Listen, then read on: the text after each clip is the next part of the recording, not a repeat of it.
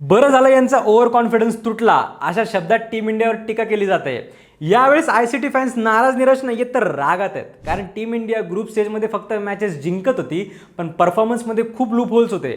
Tournament भारतात होते पण होम कंडिशनचा फायदा भारताला अजिबातच घेता येत नाहीये। मागचे तिन्ही आयसीसी टुर्नामेंट आपण जर गृहीत धरले तर सर्वात इम्बॅलन्स परफॉर्मन्स या टुर्नामेंटमध्ये बघायला मिळतोय। टीका तर होतच राहील, पण आता टीम इंडियाला T20 वर्ल्ड कप 2026च्या सेमीफायनलमध्ये जाण्याचा चान्स आहे का, आणि असेल तर तो कसा आहे हे मी तुम्हाला सांगतो। व्हिडिओ शेवटपर्यंत बघा। नमस्कार, मी संकल्प पाटील आणि तुम्ही बघताय लगावबत्ती।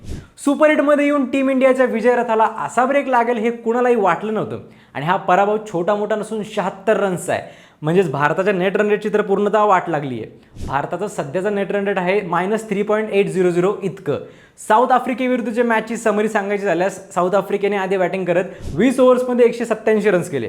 प्रत्युत्तरात भारताची बॅटिंग पूर्णपणे कोलॅप्स झाली। संपूर्ण टीम 111 रन्सवर आउट झाली।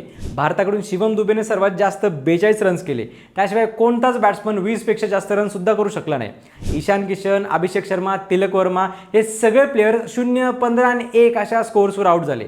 या कंडिशन्स भारताला नव्या नाही आहेत, पण यापूर्वी जेव्हा जेव्हा टीम फसायची तेव्हा तेव्हा विराट कोहली नावाचा एक प्लेयर भिंत म्हणून उभा राहायचा। पण आता परिस्थिती वेगळी आहे। या पराभवामागची कारणं स्पष्ट आहेत। पहिलं म्हणजे खराब बॅटिंग। सुरुवातीला संयम नव्हता आणि नंतर स्थिरता नव्हती। दुसरं म्हणजे बॉलिंगमध्ये सुरुवातीला धारदारपणा दिसला नाही।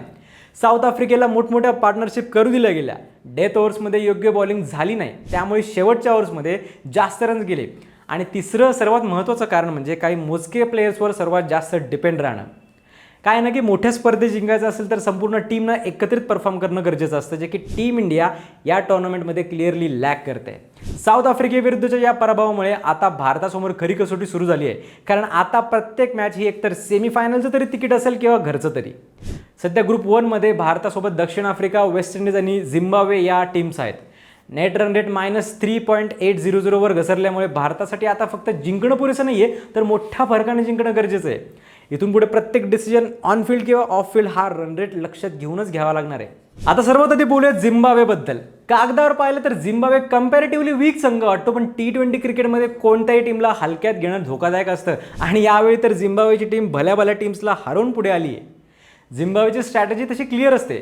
सुरुवातीला विकेट्स घेऊन प्रेशर बिल्ड करायचं आणि मिडल ओव्हर्समध्ये समोरच्या टीमचं रन रेट कमी करायचं, आणि सर्वात महत्त्वाचं म्हणजे शेवटपर्यंत हार मानायची नाही।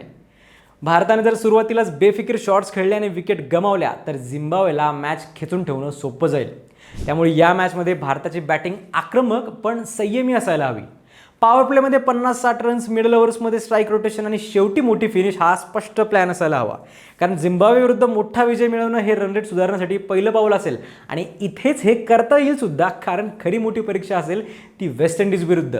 वेस्ट इंडिज T20 फॉर्मॅटमध्ये नेहमीच धोकादायक टीम मानली जाते। त्यांच्या प्लेयर्सची नैसर्गिक ताकद म्हणजे पॉवर हिटिंग।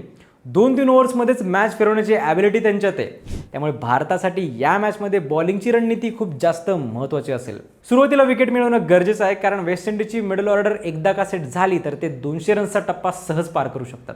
डेथ ओव्हर्समध्ये अचूक यॉर्कर, स्लोअर बॉल आणि योग्य फील्ड सेटिंग यावर भर द्यावा लागेल। बॅटिंगच्या अँगलने जरी पाहिलं तर वेस्ट इंडिज विरुद्ध फक्त सेफ खेळून चालणार नाही।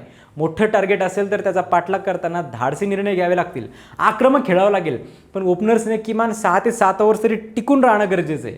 मिडल ऑर्डरने छोट्या नाही कमीत कमी 50-60 रन्सच्या मजबूत पार्टनरशिप करायला हव्यात। सलग मॅचेस जिंकल्यानंतर अचानक आलेली मोठी हार टीमच्या कॉन्फिडन्सवर परिणाम करते, पण मोठ्या टीमची ओळख अशीच असते की ते पराभवातून शिकतात। कॅप्टन सूर्यासाठी ही मोठी कॅप्टन्सी टेस्ट असणार आहे। आता मैदानावर शांत राहणं, योग्य वेळी योग्य बॉलर वापरणं आणि बॅटिंग ऑर्डरमध्ये गरज पडल्यास बदल करणं हे डिसिजन आता महत्त्वाचे ठरणार आहेत। स्ट्रॅटेजीच्या दृष्टीने भारताने काही गोष्टी स्पष्ट करायला हव्यात। पहिलं म्हणजे पॉवर प्लेमध्ये गरज नसताना रिस्क टाळून स्मार्ट क्रिकेट खेळणं। दुसरं म्हणजे मिडल ओव्हर्समध्ये स्ट्राईक रोटेशनवर भर देणं। तिसरं म्हणजे डेथ ओव्हर्समध्ये ठरवून मोठे शॉट्स खेळणं। आणि सर्वात महत्त्वाचे म्हणजे फिल्डिंगमध्ये एकही चूक न होणं, कारण सुपर एटमध्ये छोट्या चुका मोठ्या फरकाने हरवतात। थोडक्यात सांगायचं झालं तर इथून पुढचा प्रवास सोपा नाही आहे। झिम्बाब्वे विरुद्ध मोठा विजय मिळवणं ही सुरुवात असेल, पण वेस्ट इंडिज विरुद्धची मॅच ही ऑलमोस्ट सेमीफायनलसारखीच असेल। रन रेट सुधारत 2 दमदार विजय मिळवले तर भारत पुन्हा रेसमध्ये येईल, नाहीतर स्पर्धेचा प्रवास इथेच संपेल। आता सगळं काही टीम इंडियाच्या हातात आहे। प्रेशर खूप आहे, जिंकणं अवघड आहे, पण चान्स अजूनही जिवंत आहे। प्रश्न एकच आहे की टीम इंडिया या चॅलेंजला ओव्हरकम करेल का? काय वाटतं तुम्हाला कमेंट्समध्ये नक्की सांगा आणि सबस्क्राईब करा लगावबत्ती.